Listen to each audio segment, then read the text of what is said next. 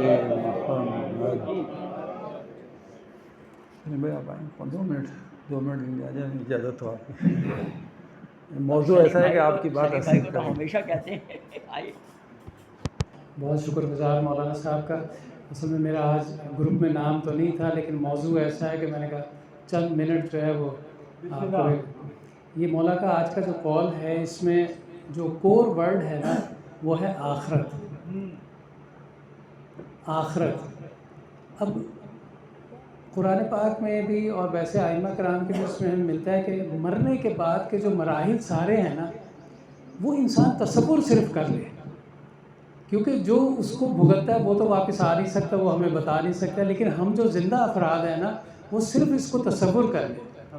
بات تو بہت لمبی ہو سکتی ہے، لیکن آج کے صرف کال پہ میں رہوں گا کہ آخرت کا جو منظر ہے کہ جب ورڈکٹ جو ہے، یعنی آخری فیصلہ پروردگار کا ہوگا، وہ ایسا ہی ہے جیسے میں آپ کو ایک دنیاوی مثال دوں کہ جب عدالت میں مقدمہ جاتا ہے اور سیشن جج کے پاس یا ہائی کورٹ میں مقدمہ لگا ہوا ہو، تو دونوں فریق یہ سمجھ رہے ہوتے ہیں کہ میں بھی حق پر ہوں، میں بھی حق پر ہوں.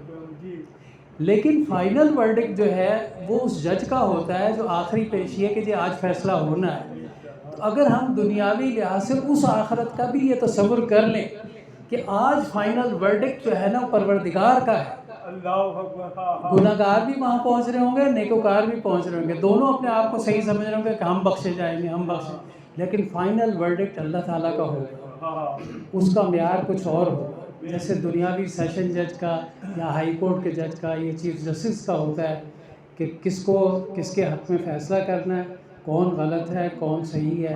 جو صحیح ہے وہ آزاد ہو جاتا ہے اور جو غلط ہوتا ہے اس کو سزا مل جاتی ہے.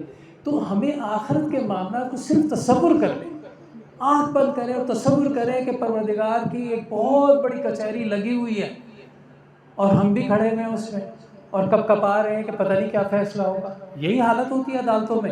جس دن فائنل فیصلہ ہو رہا ہوتا ہے اس دن دونوں کی ٹانگیں لرز رہا ہوتی ہیں کہ پتہ نہیں کس کے ہاتھ میں فیصلہ ہو جائے. تو ہمیں تصور کرنا چاہیے آخرت کا کہ ہم پتہ نہیں بخشے جائیں گے نہ بخشے جائیں گے.